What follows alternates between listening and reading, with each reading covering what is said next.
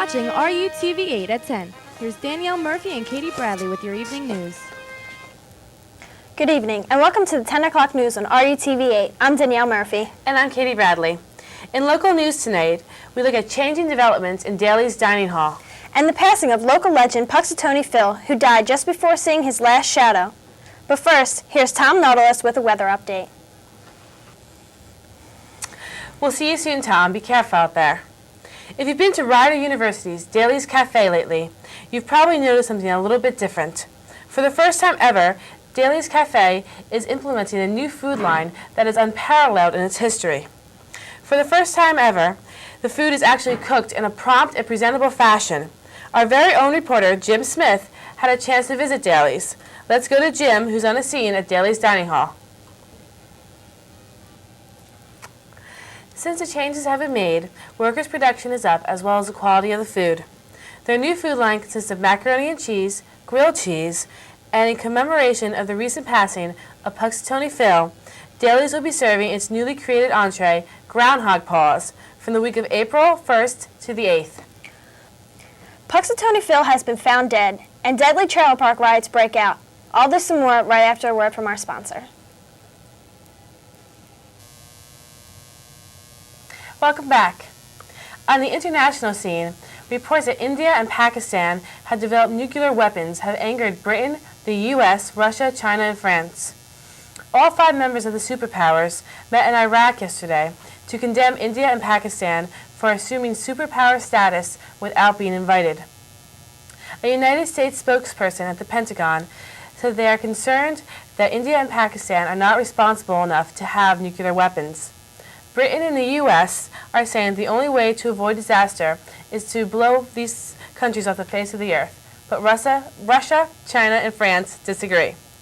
The superpowers are meeting in Baghdad to warn Saddam Hussein that if he does not get rid of his weapons of mass destruction, they will be forced to use their nuclear bombs to blow Iraq off the surface of the earth. These are scary times indeed. The town of Punxsutawney, Pennsylvania sheds a tear today with the recent passing of Punxsutawney's own Punxsutawney Phil. Phil was best known for his psychic weather predictions throughout the years. Phil's 63 years of service was sadly brought to an end when he apparently suffered what looked to be like a self-inflicted gunshot to the head. Police found a mysterious letter by Phil's side stating how the pressure of having to predict the weather finally got to his head. It was revealed in a recent issue of People's Magazine that his life was spinning out of control. The last months of his life included wild parties and weekends of drug and alcohol binges, which may have finally caught up to him. But today, the town mourns.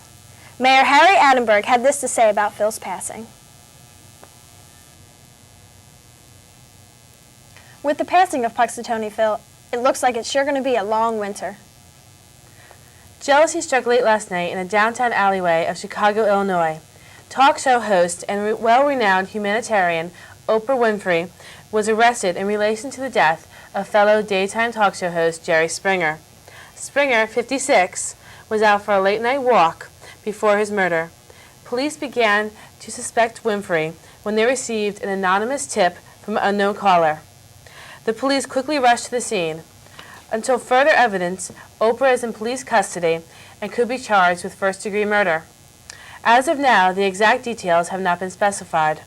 While nothing can be proved yet, rumors are running rampant that Miss Winfrey had been very jealous of Springer's recent success. She had tried everything to match his ratings, but nothing had worked. Her jealousy reached its peak on an episode of a January 16th show where she incorporated Springer's trademark of fist-fighting and chair-slinging antics in an episode entitled, "Mom, I Just Want to Say I Love You." If sentenced, Winfrey faces life imprisonment. Springer's death has had a profound impact on many of his fans. As many know, Jerry Springer is revered as a cult hero in trailer parks across America.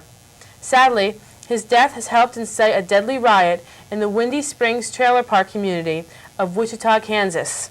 Nearly 10 people have been killed and hundreds injured. Our reporter, Bryce Beckham, is live at the scene of the Windy Springs community to bring you the late-breaking news. This is reporter Bryce Beckman here, live on the scene at Wichita, Kansas, where a massive riot has broken out. Oh my God, the citizens are going insane. Right now, there's a complete mayhem like you would not believe here. I'm gonna try to get one of the citizens right now real quick just to ask him what's going on. Excuse me, sir. Sir, can I ask you a few questions? What? How was your town handling the death of Jerry What does Springer? it look like? All right, now, Jerry's dead. exactly how did it start now? You don't want to know. Hold on. You don't want to know. Jerry, I had to watch Oprah yesterday. Oprah. We want Jerry. Oprah's book club. Oprah's book club means nothing to me. Reporter, as a reporter, I've never seen anything as saddening as this. There's people with a crutch, a one-legged man. Forget him. His crutch has just been pulled out. Look out! All right, I gotta go back to you. If any further updates occur, I'll be back to you as soon as possible. Jerry's dead. All right, back to you in the studio. Oh. Thanks, Bryce. That is truly a terrible story with a very sad ending. We'll inform you of any updates as soon as we get them. In consumer news, it was announced yesterday that Puffs Tissues will be discontinuing their soft tissue brand after they were found with a defect. Scientists found that tissues contained a chemical that would cause a person's nose to continue leaking like a runny faucet.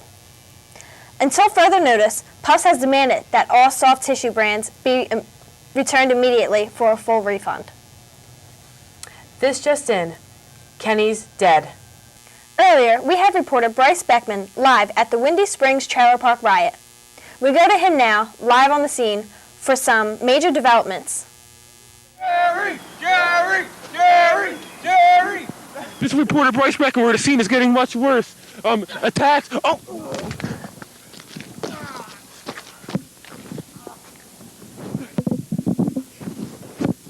Help! Back to you! Oh my God, that looked painful. He needs help, quick! In sports news, with Riders' recent addition to the MAC conference, the debate of whether or not to have a football program has once again been brought back to life.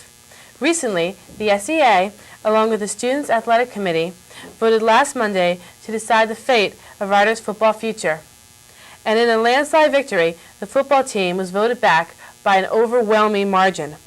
After the votes were counted, the two committees quickly agreed to determine their head coach, former football player and current communications professor Richard Turner.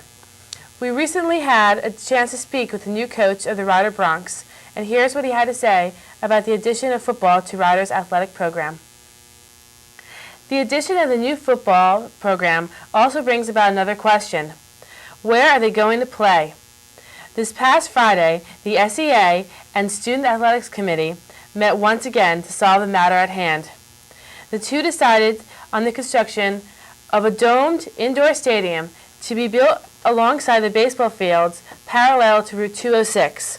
The stadium will feature a retractable dome, a giant-sized jumbotron, and is expected to cost around $280 million. Construction of the Rider Dome will begin early in spring of '99. We'll see those Rider Broncs soon. Now, we'll go over to Tom Nautilus in our weather station. With one last update from the Wichita Windy Springs Trailer Park, here's Bryce Beckman live on the scene once again for another update. I'm here live with some of the citizens of the Trailer Park community. Guys, what's exactly, as you calm down right now, I know I got you to calm down just a little bit, what exactly is the reason for all this rioting? Hey, man. What kind of technology is that over there? It's a camera, sir. Oh, you can, like, see me? Yes, all of America can see you right now. What do you want? Why exactly are you guys rioting? Well, as you know, the greatest media icon of the 1990s, Jerry Springer, has died.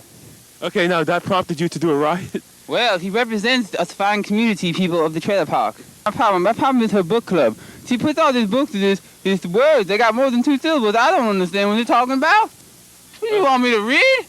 All right, so this is a truly sad day today in Wichita Springs. You took my truck? No. You took my truck. Sir. Oh, God. Say that. All right, sir, back to you in the studio. This is a truly saddening scene here today in Wichita, Kansas. This is the Shady Springs community, the Windy Springs community. Back to you in the studio. This is just really sad. I don't even know what to say. This reporter is baffled. We round off this newscast with highlights of yesterday's Oscar Awards. For the entire crew here at RUTV8, I'm Danielle Murphy. And I'm Katie Bradley. Thanks for watching and have a good night.